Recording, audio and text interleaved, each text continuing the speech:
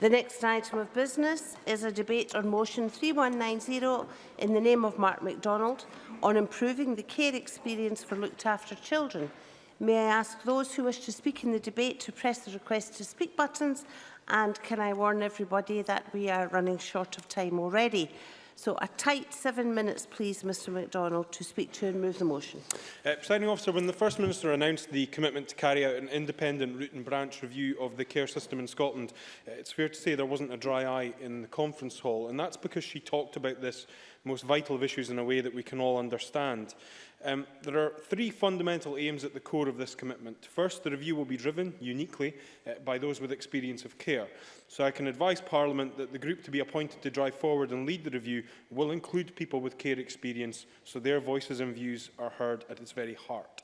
The review group will be asked to ensure that the experience, the very varied experience of other children, young people and adults of all the many parts of the care system influence its scope and its outcome, because, Presiding Officer, Scotland's care system is not a single entity.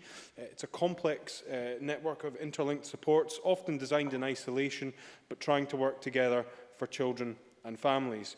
Over the decades, we've learned a lot about what works when it comes to intervening in the lives of children who have been neglected, abused and traumatised. We're making real progress through getting it right for every child, changing culture and practice to prevent children coming into care and to intervene early when they're at risk of becoming looked after.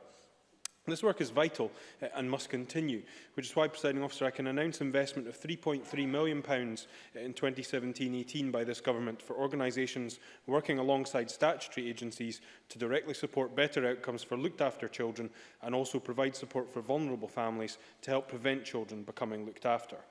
We know that we also need to better protect the most vulnerable children and young people, and I will report to Parliament on our programme to improve child protection early next year. Our work at both ends of the care spectrum will involve this wider care review.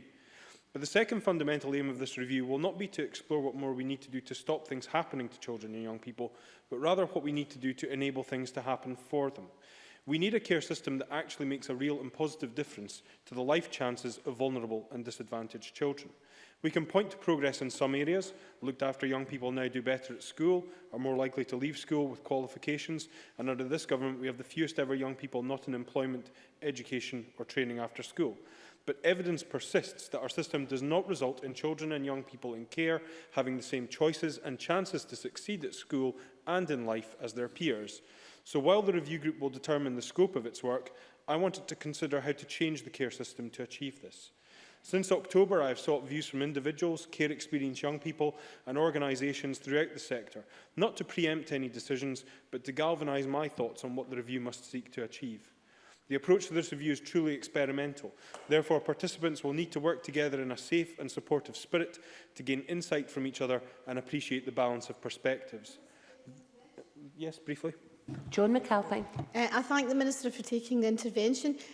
He'll be aware that during the last Parliament, the Education Committee conducted 2 inquiries into young people in care. The first one on attainment at school of young people in care, and the second one into when to take young people into care. Will he be considering those inquiries reports as part of his review?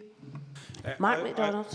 I would say that I've announced that there will be a group who will drive forward this review, and I would expect them to consider the totality of evidence that exists out there, both in terms of the system that is currently in place, but also, as Joan McAlpine rightly highlights, the reports which have been produced by previous committees of this Parliament. So I would expect that to be part of it. The review will need to be inquisitive and genuinely curious about why things are the way they are, and to challenge systems, culture and behaviours.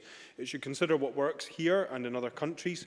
In particular, I want the review to consider how we might continue to build on the Permanence and Care Excellence programme, which has successfully used improvement methodology to reduce drift and delay in the system, and to advise on how to actually realign children's services for long-term impact. That's why I'm happy to accept the Conservative amendment today to acknowledge that elected members have a significant role to play in the care system as corporate parents have looked after children. They need to hear what care experienced young people have to say about how they are currently being parented corporately and what needs to change. I want to include elected members in this review, but I will also expect them to play an active role and come ready to consider fully how they can fulfil their statutory obligations differently and more effectively. I'm sure they would want to contribute their thoughts on how we free up current resources, people, budgets, facilities and services to encourage more innovative thinking and more empowered leaders. Where the review group identifies opportunities for change, I make this commitment. I will not wait for the review's final report. I will act to implement those changes as soon as they are recommended. Presiding Officer, I hope we can agree across this chamber that we should be seeking to create a 21st century care system with the needs of children and young people at its core. Listening to the voices of care experienced people will be key, but we have listened to their views and experience before. And frankly, with each legislative reform, new policy and change in practice, we have failed to hear what children and young people in care tell us, or at least we have failed to create a system which delivers the one thing they crave more than anything else. Children and young people do not just want a care system that supports them. Yes, they want to feel safe and secure, and there are many parts of the system which achieve that. But they also want to feel and be loved. It is the most simple and basic notion, yet most complex thing to achieve. And this is the third fundamental aim of the review. To consider how we not only give our most vulnerable children a care system which better supports their needs and enables their interests, but how to ensure it also gives them a sense of family and of belonging. Presiding Officer, in moving the motion in my name, I ask Parliament to agree that we commit today to working together to share the ideas that exist across this chamber and views with this review, to create a care system for Scotland in which children are loved, to give them the childhood and life chances they deserve. Thank you, Minister. I now call Jeremy Balfour to speak to and move Amendment 3190.2. No more than 6 minutes, please, Mr Balfour. Thank you, Deputy Presiding Officer. And can I remind the Chamber that I am a City Councillor here in Edinburgh. Can I thank the Minister for bringing this debate forward and also for accepting, as I move the amendment, in my name. There is no more important matter than the care and safety of our children. We have to address the issue with knowledge that if we fail, the results can be heartbreaking for young people, for families and for society. All research shows us that those who come from a vulnerable start in life are far more likely to have experienced neglect, abuse, which can lead to attachment issues and adverse outcomes in adulthood. I acknowledge that the statistics for looked after children are improving, as the Minister has already said in his opening speech. However, the Scottish Government acknowledges that life chances for young children and young people have looked and still remain poor, particularly in regard to employment after the age of 16. And I think this group needs to look at not only what happens to a child in the younger ages, but what happens once they leave the care system in regard to further education or employment. Therefore, we as a group, as a party, welcome the independent review of the Scotland's care system and support the requests made by the government. Scotland needs to include, as the Minister has already said, all stakeholders. It's important that the review looks across the whole system to understand how agencies successfully and unfortunately unsuccessfully collaborate to develop a system of care based on the individual need and background of a child, and how that experience as a child can shape them in adulthood. Can I suggest it's also vital that at the heart of this independent review, that it listens without prejudice to the care experience of children and young people. They are the experts of the care system, and it is imperative that they are involved and provided with a platform to describe their journey through the care system, both for positive and adverse experiences. As I said already, I am a city councillor here in Edinburgh, and I have to confess I think there is a lack of understanding regarding this crucial role that elected councillors play in the care of looked after children. When a councillor is elected, he or she becomes part of a corporate parent to any looked after child within that local authority. They have a duty to take an interest in well-being and development of those children as it is their own, as it was if it was their own child. Although the lead member of Children's Services has a particular responsibility in this, it is all councillors who are the corporate parent, regardless of their experience or role within the council. They are there to scrutinise. They are there to set policy. They are there to ask searching questions of what the officers are doing. I'm not sure that most councillors take this seriously enough. They leave it to perhaps a small committee, a small group of councillors to delegate that role to them. I wonder, is enough training given to local councillors? As we approach the elections next year, and with no doubt lots of Conservative councillors being elected for the first time across Scotland, I hope each local authority will make sure that the appropriate training is given to all councillors, whichever party, to make sure they understand their responsibilities. I wonder whether we need to encourage and nudge council leaders or deputy leaders to be the chief spokesperson in regard to this area. On a recent visit to a school providing education and care for boys with additional support needs, the director of the school informed me that once a child has been placed in the school out of their area, there is very little interest from a local authority regarding that child's academic progress. I doubt that would happen if it was your own child. The attitude that councillors need is to challenge, to scrutinise and make sure that those who are in their control are given the best service and the best start to their life. Staff who work in the care system know what is going on. In my short time as an MSP, I have been hugely impressed and full of admiration for the staff and adults looking after cared for children. For many of them, it's not a job, it's a vocation, going way beyond that extra mile, dealing with children who have disorders, emotional chaos, and providing them with somewhere safe, loving, a caring relationship that helps that child to thrive, hopefully, in later years.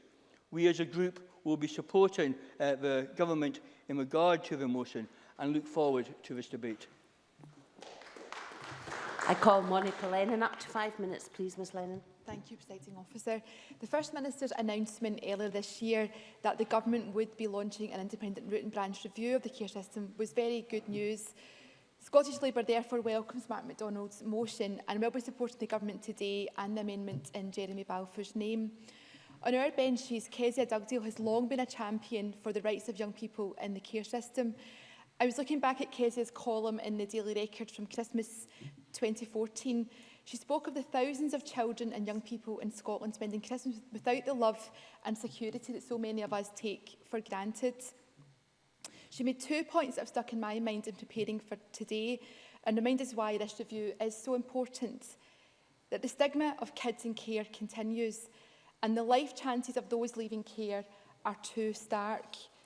2 years on, the Independent Care Review promises to look at the underpinning legislation, culture and practices within the care system. Scottish Labour looks forward to working collaboratively with all parties involved in the review to ensure it leads to cared, experienced young people having both the love and the life chances they deserve. Today, I want to pay tribute to the determination of cared, experienced young people and those who support them, including Who Cares Scotland. They're making those with the power to do something about it actually listen to what the solutions are. And this is what has led to the great strides we've seen in recent years in relation to improving the care experience. Yet there is much more still to do. We owe it to all of the care experienced young people and carers in Scotland who have told us their stories to get it right. We welcome the Government's pledge to inform the review with the voices of care experienced people. We hope that the Government will be able to provide more details about how this will be taken forward. And I welcome what Mark MacDonald says today about properly hearing what young people are saying. Because it's important that we do proactively seek out voices which might not otherwise be heard. And this review must be inclusive, not only from those it will take evidence from, but also the scope which it considers. A whole system approach should look at the experiences of young people, children before, during and after care, because the care system does not exist in a vacuum, and for that very reason, neither can this review. It must be linked to more general work to tackle poor mental health and attainment, and reform must be linked to additional resources. The poor outcomes experienced by children in our care system are complex, often linked to their early experiences of abuse, neglect, or parental alcohol and substance misuse. It's simply heartbreaking that children in care are more likely to go to jail than to university, or that they are 4 times more likely than their peers to have a mental health problem. This type of inequality is unacceptable. And this is why Scottish Labour support positive measures such as providing free bursary support for looked after children going on to higher education and qualified counsellors for all secondary schools. This week I heard from a foster carer with over 20 years' experience who told me the one thing she felt that was vital to this review is ensuring that any changes are actually backed up by the resources needed. Local authorities and social work services play a vital role in providing support and care for looked after children. Earlier this year, Audit Scotland reported that social work services in Scotland are struggling.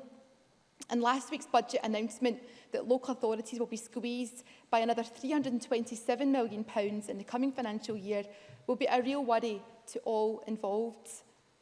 Reforming the culture and practice of our care system is welcome, as is the £3.3 million that Mark MacDonald announced today for the third sector.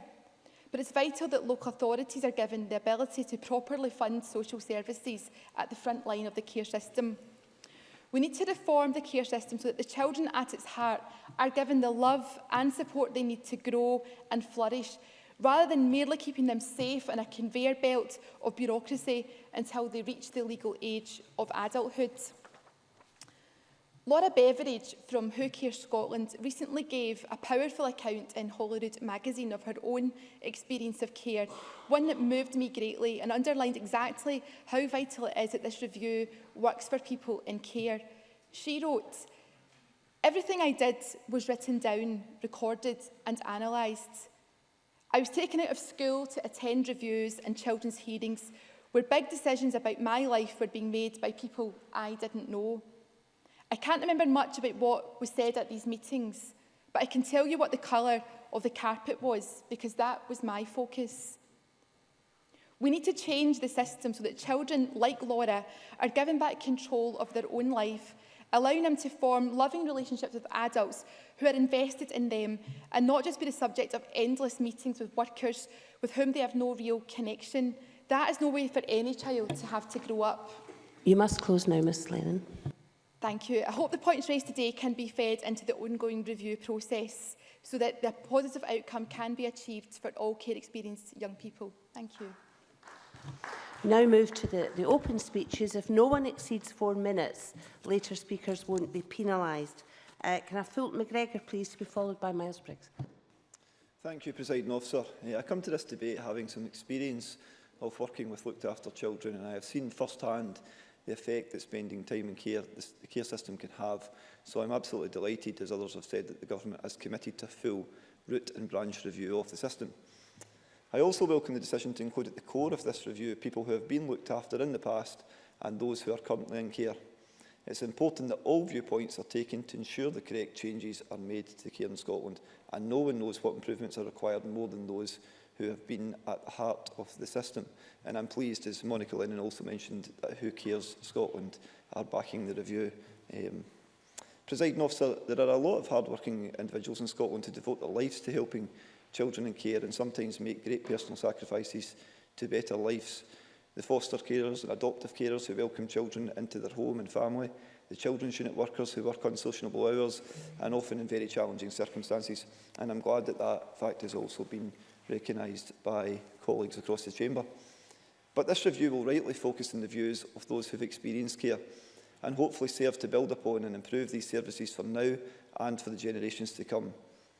As has been said, I think we all would agree that every child deserves to feel loved and any improvements we can make to the care system to make this happen, we should welcome that.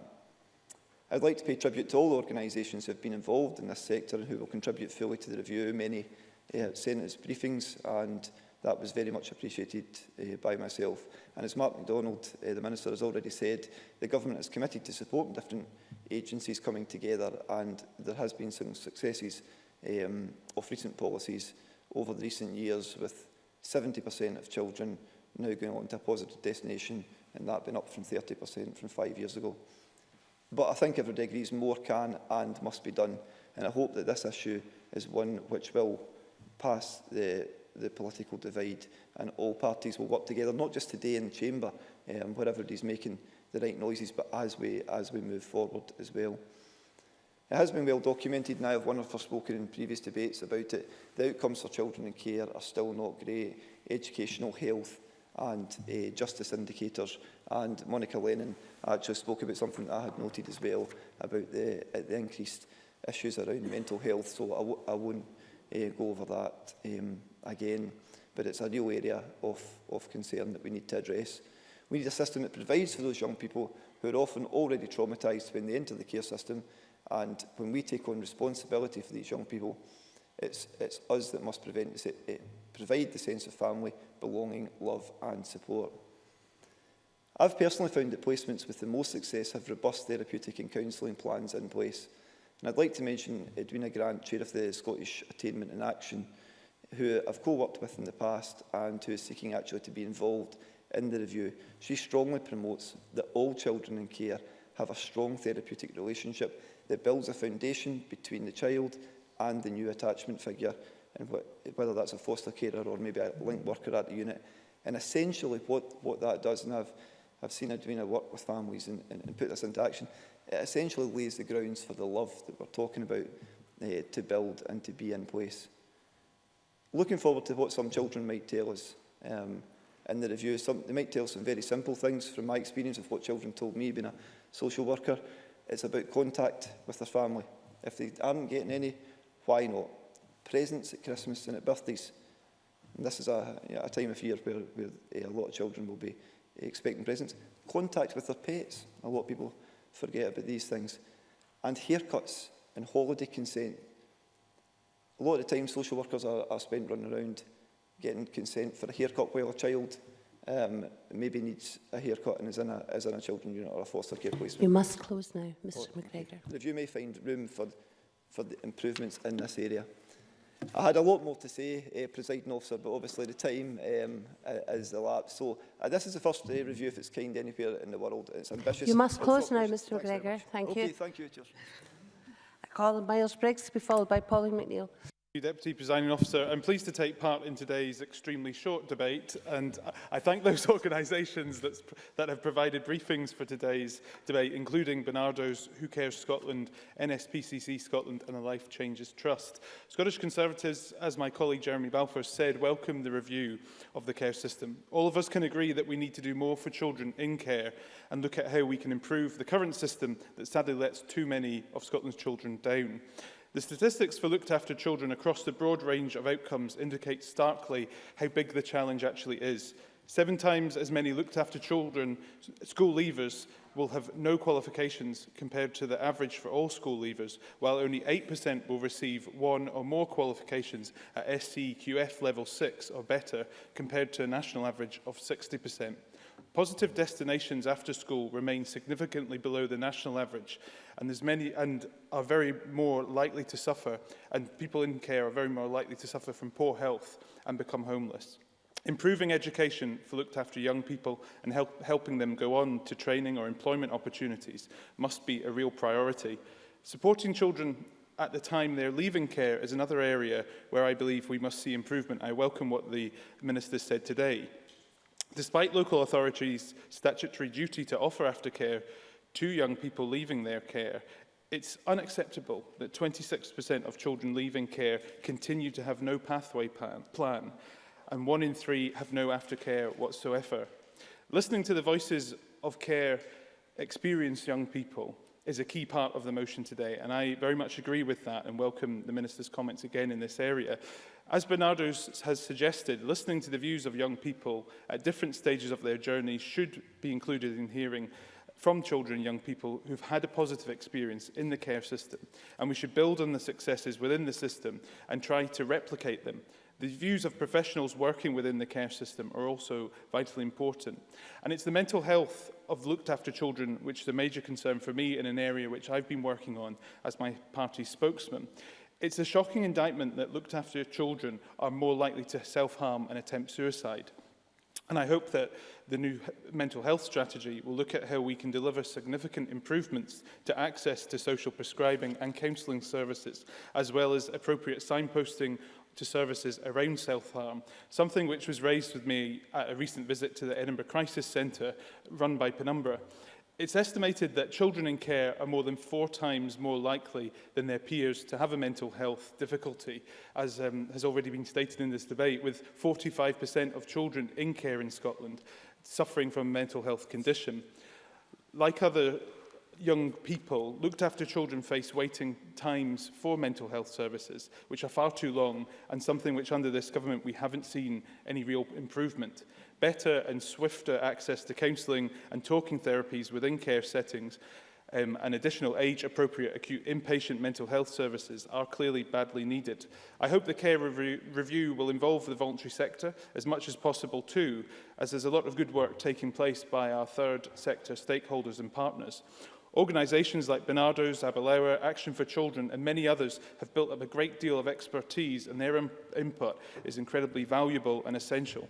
To conclude, Deputy Presiding Officer, I look forward to the results of the care review, and I hope its recommendations will look at a range of practical measures and allow for improvements to be made throughout the care system in Scotland. I hope this review and the implementation of its recommendations will mean that in future years, children in care who enter early adulthood can do so with the same support, choices and chances as other young people in Scotland. I call Polly McNeill to be followed by Alison Johnson.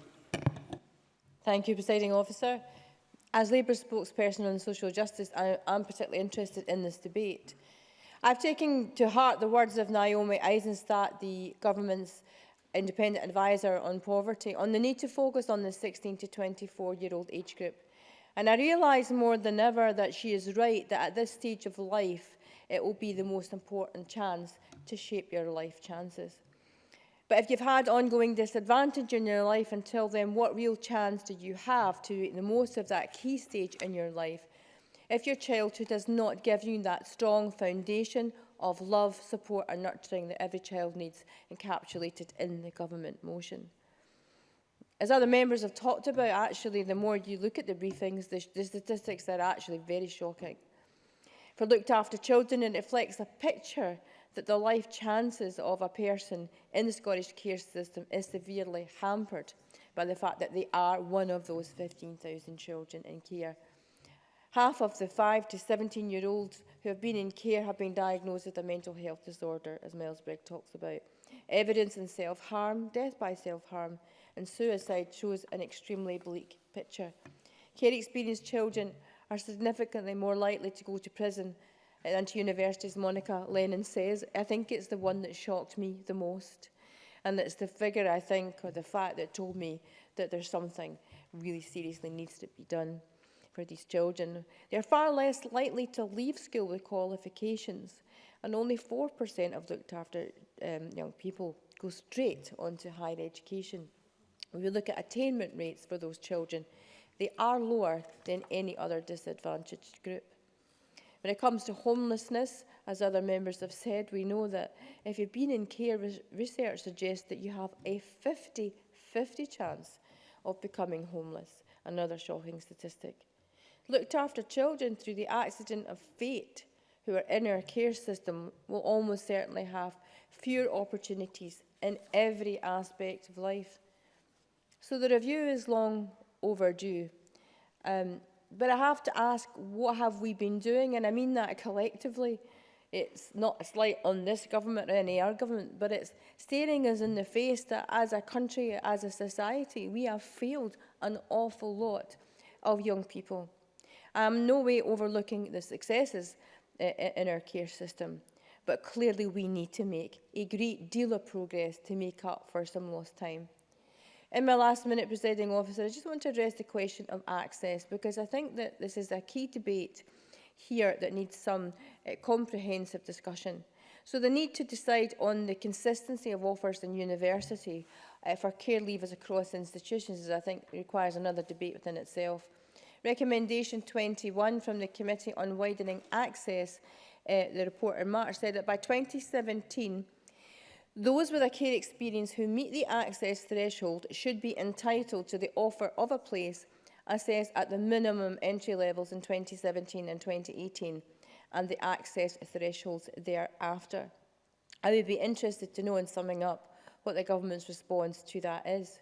On checking at one of my local universities, Glasgow University, who use a system called the Justice Offers, which simply means that if you require 5 A's to get into medicine at Glasgow University, if you're a child or a young person who's leaving school, who's been in the care system, then they will adjust your grades. You won't have to reach 5 A's, you might have to reach 3 A's and 2 B's. And Glasgow University specifically sets out what that is. And arguably that is a clearer system than the contextual system where you just make adjustments for someone who's been in the care system. I'll leave it at that. Thank you very much, President. Thank you very much. I call Alison Johnson, please, to be followed by Alec Cole-Hamilton. Ms Johnson, please. I'm grateful for the opportunity to take part in today's debate, Deputy Presiding Officer. In this chamber, when we debate care, we often focus on the systems through which we provide support for some of the most vulnerable children in our society. Yet we know too that caring is fundamentally a very human activity. We can't truly care without building real emotional connections with those we care for. And it's these relationships that are at the heart of providing the best care and outcomes for our looked after children. Research by the University of Strathclyde's Centre for Excellence for Looked After Children shows that building genuine, long-term positive relationships with carers and professionals is key for those children and young people who go on to successful lives outside of the care system. We must design a care system where such nurturing relationships can flourish. So I welcome the Government's proposed review into improving the care experience for looked after children. By putting the voices of the young people themselves at the centre of the new review, we can design a care system that allows for nurturing and stable relationships to thrive.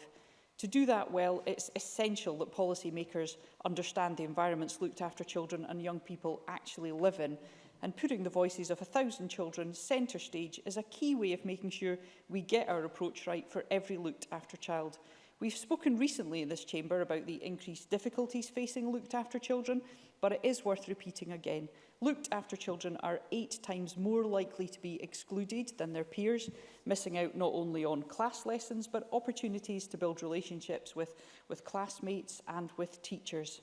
They're less likely than their peers to be enrolled in a job, further education or training after finishing school. Colleagues have touched on this, but half of all children in custody have been in care at some point. They're also more likely to experience homelessness and poor mental health. This is not inevitable, and it's really essential that we give these children as secure a start as we possibly can. Only last month we spoke in the chamber about the need to reduce drift and delay in adoption and foster placements, because this leaves many young people in a state of insecure limbo. And crucial to giving children the confidence to speak about their experiences and desires for their future is giving them a positive vision and aspiration. The 2006 Celebrating Success report intentionally presented the stories of 30 care-experienced young people who'd gone on to have remarkable success as adults. The young people told the researchers that having stability in their care placements allowed them to develop strong relationships with the adults in their lives, and those adults in turn encouraged their aspirations for the future. What is clear from this report is that when young people know that they'll be listened to, they're emboldened to build fulfilling lives for themselves. And there are other voices too whose views will ensure that this review really does make the necessary difference. And I welcome the collaborative, inclusive tone of the motion. Parents, carers, professionals, who all have their own experience of where the system is working well and where it needs to improve. Strathclyde's Centre for Excellence found that many parents struggle to navigate the system and to put their views across at hearings. This should be investigated so that appropriate support is available and it's provided. Carers themselves must form a key part of this review. A previous review of foster care, completed in 2013, recognised that carers found benefit from ongoing training, and I'd like to see the findings of the Scottish Social Service Council's consultation into providing learning and development training for foster carers considered in this root and branch review. And I support Jeremy Balfour's call too for ongoing training for all corporate parents. This is a really important responsibility.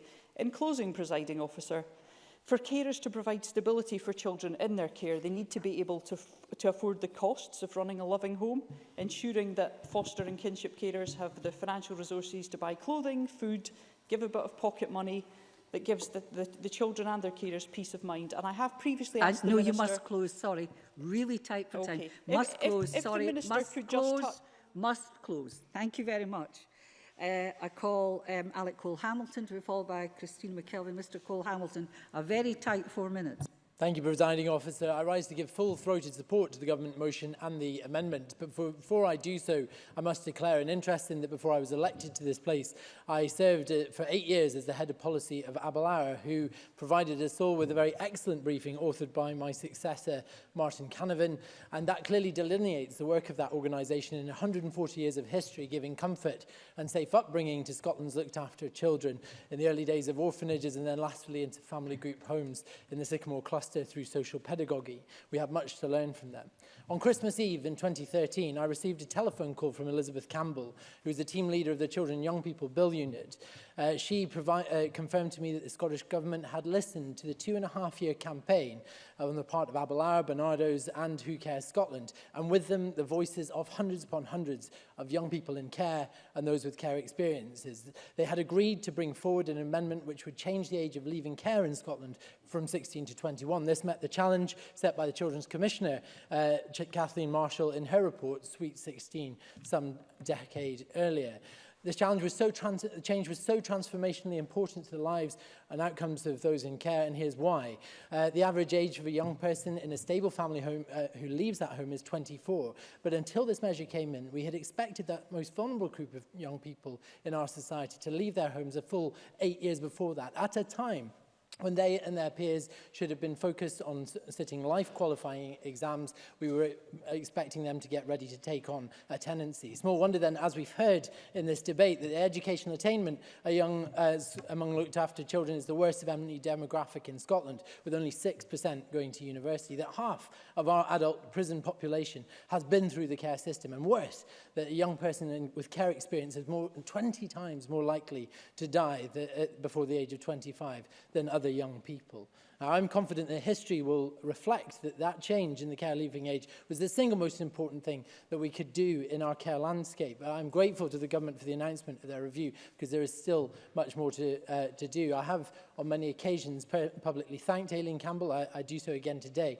But I would like to break with convention and thank those civil servants, Elizabeth Campbell, David Blair, Kat Dugan, Sheila Carradine, Caroline Uni, and even Special Advisor to the First Minister, Colin McAllister, who among other civil servants, worked with a quasi-religious fervour. So compelled were they by the testimony that they heard from the young people with care experience. Each of them acted in the finest traditions of public service and deserve our thanks. Presiding Officer, I am heartily glad that this government has now sought to build on this cross-party achievement in the review that formed the centrepiece of the First Minister's conference speech in Glasgow. Such a review is both timely as it is necessary. It shall be conducted with the full cooperation of these benches, because there's still yawning gulfs in provision. As we have heard at first contact, there is still an unacceptable drift and delay in many areas of Scotland between a child first becoming known to social work and a supervision order being brought in place. We need to do more for those young people looked after at home, which are the biggest cohort of looked after children, yet still manifestly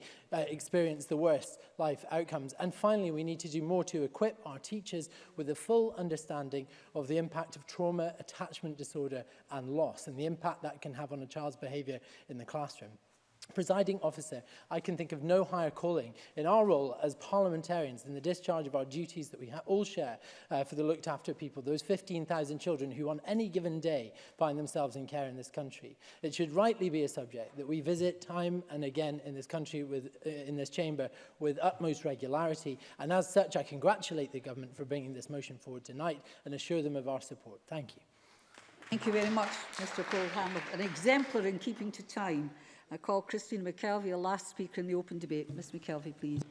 Thank you, Presiding Officer. Caring for our children, all of them, in whatever circumstances, is not just the responsibility of immediate family, but of government too, and of local government, as we've heard from Jeremy Balfour. And if we recognise that, and we do, that our children hold in their hands the future well-being of society, then we need to do everything we can to equip them for that task. And care is a vital part of the child protection system, and many young people in care I've spoken to have said that their experience was good and it was the right choice for them at the time. But more needs to be done to ensure that all children in care are healthy and safe, have the same opportunities as their peers and can move successfully into adulthood. Children's early experiences have a significant impact on their development and future life chances, and as a result, their experiences, both before and during care, looked after children are at greater risk than maybe their peers are. And according to the Life Changes Trust, the root and branch review of the care system signals one of the most profound commitments towards improving the care and protection of our young children, children and young people, by putting young people at the heart of change. And that's the key here. But whilst we recognise and champion the need for a lovable, stable, loving, stable relationship, Presiding officer, we've all seen the failures in the past that have led to the deaths of children in care. Baby P, Victoria Kalimbe are some that shocked me in my career in social care. Closer to home though, 30 looked after children died in Scotland between January 2009 and 2011, an astonishing number. The reasons for those deaths were not necessarily violent. Some were murdered, which is horrifying.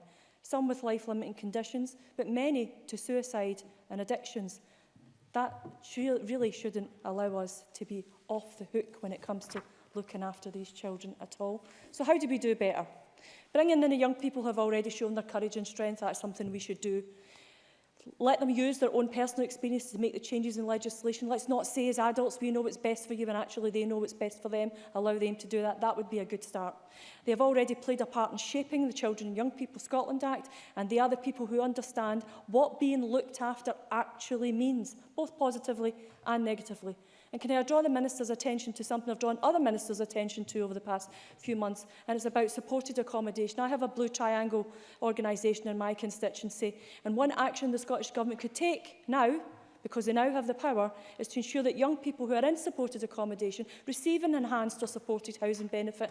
Don't lose that benefit if they take up a modern apprenticeship or take up a low-paid job or go on a training course or go to college and university. They currently do lose that support, and losing that support means they lose the supported accommodation, and it's that 2 years that they need of that loving, holistic relationship to allow them to really thrive. So that's something I would really impress on the Scottish Government to take action on today if they can. Presiding officer, we need to turn the telescope around and stop thinking in terms of the needs of the system and turn to the needs of the children and young people and have those at our core. Most of us here in this place have been blessed with caring families and a positive home life, though probably not all of us. We all recognise how important that has been to us though. Imagine for a moment if it hadn't been like that. Can you guess how you would feel then? Angry, bitter, lost, isolated, unloved. Even if you've never experienced love something, you recognise the magnitude of what you are missing. So, today, Presiding Officer, the Scottish Government has a plan. They need to create that plan with actions. We need to ensure that children in care should feel loved, accepted, valued, wanted, and most importantly, listened to. And of course, every child should get that opportunity. Please, just let's make it happen. Thank you very much. I turn to closing speeches. Daniel Johnson for Labour. Up to 4 minutes, please, Mr Johnson. I wouldn't dare do otherwise. Thank you, Deputy Presiding Officer. And let's see you put actions into words here. Oh, you're using up my time. Well, look, and on that don't say anything back to the chair while you're at it. On that note, I think the first thing to say is I think we have done a fantastic job of really doing justice to such an important subject in such a short amount of time.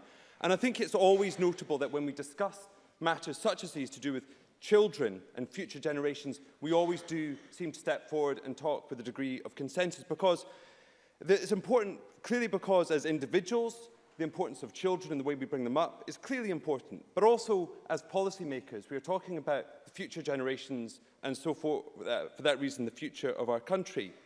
And I think the one other thing that seems to find common cause across the benches in this chamber is the fact that we cannot tolerate accidents of birth giving rise to differences in opportunities and people's life chances. Indeed, as Monica Lennon pointed out, the fact that Kezia Dugdale is often quoting, it just cannot be tolerated that a child who has experienced care is more likely to go to prison than go to university. And indeed, other people have noted that. I think the fact that Scotland has brought forward the concept of corporate parenting is to be celebrated. It's right that we understand parenting as a collective duty, not just an individual one.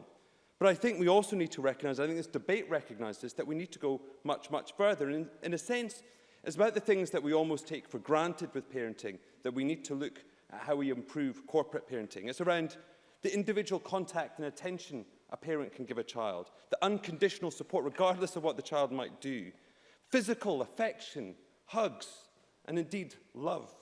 It's these emotional aspects, attachment and bonds that we need to address when we look at the issue surrounding care experienced children. Indeed, I think Mark MacDonald was right to highlight the three key pillars. I think they are the correct ones, that this is a review that should be driven by the experience of care. I think the only way that we can get to the bottom of this is if we actually bring on board those experiences into the heart of that review. Likewise, I think he's right to highlight the fact that we need to look at how we enable and empower people who are experiencing care. And finally, a sense of family. And I think the word love has been used a number of times through this debate, and rightly so, because that is the missing element that so many of the children who experience care are missing in their lives.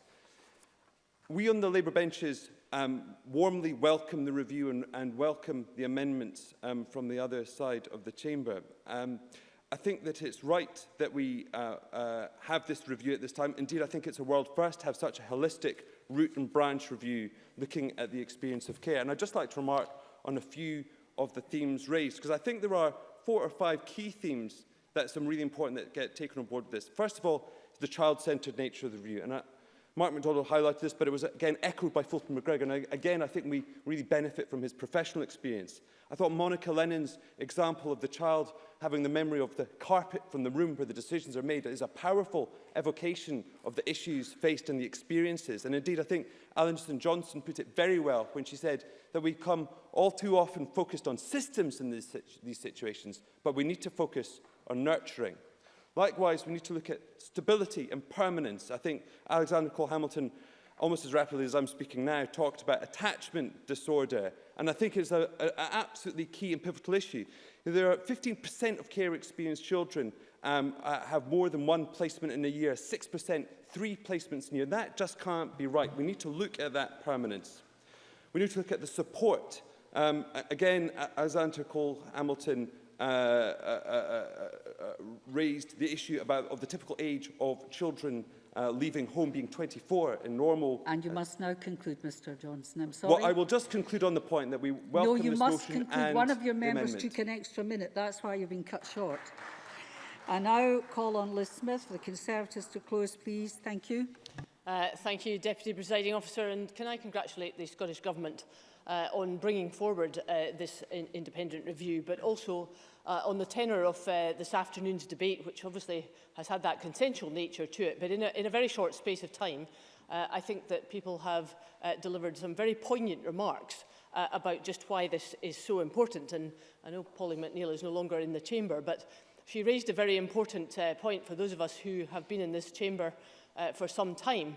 I well remember back in 2011 when the SCRA report came to the Education Committee between 2007 and 2011, and again it came back in 2015, and we're now in 2016. So I warmly welcome the Minister's determination to move things on, and I particularly welcome what the Minister is saying about using those who are most experienced in the process. And can I just pay tribute to Fulton McGregor and to Alex Cole-Hamilton in the experience that they've brought to the Chamber this afternoon, because your experience is perhaps greater than the rest of ours, and I think that's a very important thing to put on record, because perhaps if I do look back on the previous two parliaments, I think maybe that's where we've gone wrong. And to take up the point that Jeremy Balfour made about councillors not feeling particularly comfortable in this environment, I think I could say the same for myself. It was an issue that I didn't know terribly much about. And yet it's something that is obviously extremely important. To take up the point that Christina McKelvey raised, it matters so much to the young children involved. Now, Alison Johnson raised an important point about the systems management. And yes, we are often talking about systems in this Parliament, and this is so much about people. And again, I commend the government for recognising that and bringing that as the central principle that will underpin what we do from now. And Monica Lennon, in her opening speech, mentioned about the vacuum, and I think that's a very good way of talking about what can often happen in care. And for the youngsters, they often feel that they are in a vacuum and there's no way out of that. But in a vacuum, that there's no sort of link with the outside world. And I think that's something, again, that we need to pay great attention to.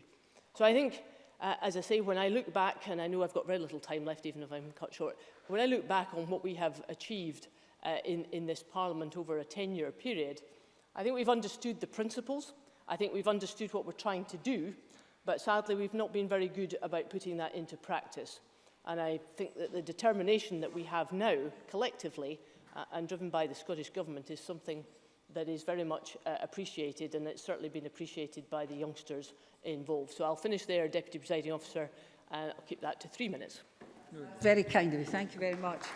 And believe me, everybody's getting cut short, because I'm now calling Mark MacDonald to close for the government up till 5 o'clock, please. So you've lost some time too. Well, I feel Liz Smith's brevity has gained me some time, to be honest, Presiding Officer, so let's use it, not lose it. I think this afternoon's debate has been consensual, but most importantly, it's allowed us to examine in some depth some of the issues that we need to probe as part of this review. As said, we will be supporting the Conservative amendment at decision time.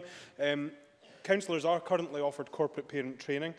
My expectation would be that councillors would avail themselves of that opportunity, and certainly following the local elections in May, I will be seeking to ensure that councillors not only receive their corporate parent training but take up that opportunity when it is provided to them.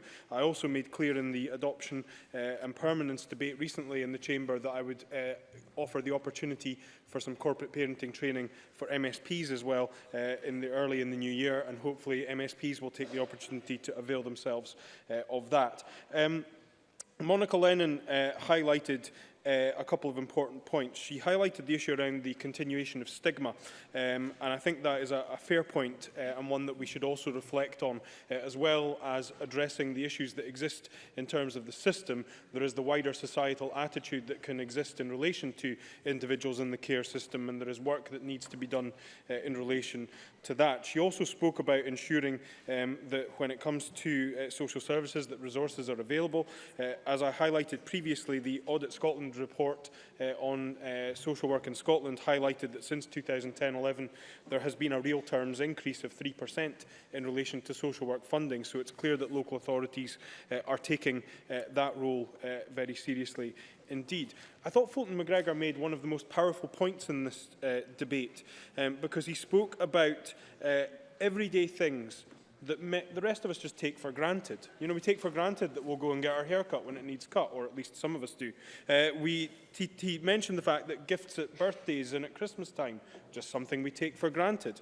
That holidays, going to doctors and dentist appointments, something we take for granted. But for children in the care system, these are often tasks that require forms to be filled in, risk assessments to be undertaken, all kinds of onerous burdens that are placed, which result in the experience being somewhat less than the everyday. And I think that was a very powerful point that he made, and one that I'm sure will be a consideration as part of the work that the review group takes forward.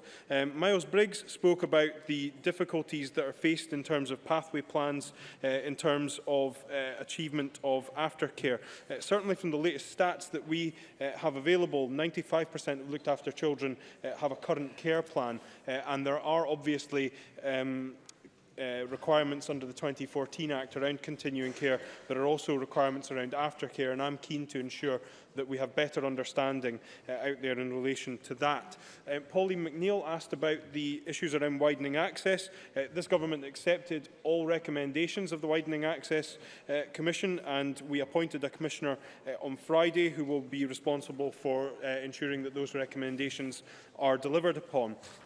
She also touched on issues around homelessness, and Christina McKelvey also touched on the issue around housing support for those in supported accommodation, many of whom will have come from a position of being looked after. I've had discussions with my colleague Kevin Stewart, the Minister for Local Government and Housing, in relation to the housing system and how it addresses support for individuals from looked after status. I'm happy to pass a copy of Christina McKelvey's speech to both the Minister for Local Government and Housing and also the Minister for Social Security, who will obviously have responsibility for looking at the areas that she's highlighted in relation to that. In relation to Alison Johnston's speech, she finished by talking about the text that the Greens had put forward as an amendment. I can say that had the Greens amendment been tabled, we would have accepted it, and I'm keen to explore how the issues it raises can be factored into the review. I think it sits well with my expectation that rather than us waiting on a final report some years hence, we will take this forward as a kind of iterative process whereby recommendations that can be acted upon in the here and now will be acted upon rather than us waiting for them to come as part of a final report. Alex Cole-Hamilton acknowledged the role of those who work alongside, but also for the government in relation to delivering on these objectives. I think that his speech highlighted that where an approach is truly collaborative is the best way forward in relation to that. Presiding Officer, there is clearly a lot of goodwill across the Chamber in relation to the review that we take forward. But I just want to finish on that point I made in relation to Monica Lennon's speech about the stigma that often attaches in relation to looked after children and children in the care system. And she mentioned Laura Beveridge, and Laura is somebody who delivered a TED talk in Glasgow, which I would highly recommend members look for on YouTube if they have the opportunity to do so.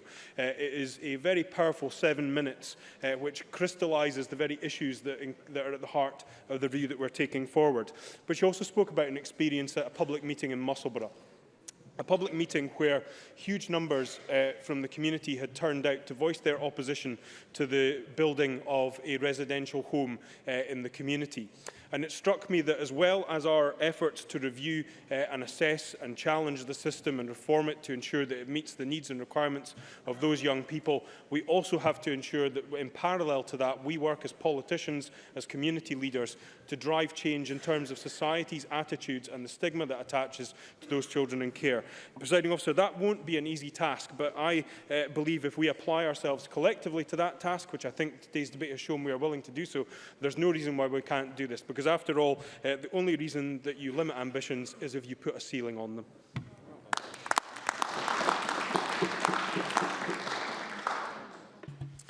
Thank you. That concludes our debate on the care experience for looked after children. The next item of business is consideration of legislative consent motion 3181 in the name of John Swinney on the Higher Education and Research Bill, and I call on John Swinney to move the motion. Moved, President. Thank you. Question will be put at decision time. The next item of business is consideration of business motion 3222 in the name of Joe Fitzpatrick on behalf of the Parliamentary Bureau setting out a revised business motion for tomorrow. Moved. Thank you very much. I would ask any member who wishes to speak against the motion to press the request to speak button now. No one has done so. I will put the question to the Chamber. The question is that motion 3222 in the name of Joe Fitzpatrick be agreed. Are we all agreed? Yes. We are agreed. We come to decision time. The first question is that motion 3173 in the name of Ruth Davidson on a motion of condolence be agreed. Are we all agreed? Yes. We are. The next question is that amendment 3190.2 in the name of Jeremy Balfour, which seeks to amend motion 3190 in the name of Mark MacDonald, be agreed. Are we all agreed? Yes. We are all agreed. The next question is that motion 3190 in the name of Mark MacDonald on improving the care experience for looked after children be agreed as amended. Are we all agreed? Yes. We are agreed. And the final question is that motion 3181 in the name of John Swinney on the Higher Education and Research Bill be agreed. Are we all agreed? We are agreed. That concludes decision time. We'll now move to members' business in the name of Kezia Dugdale, and we'll take a few moments just to change seats.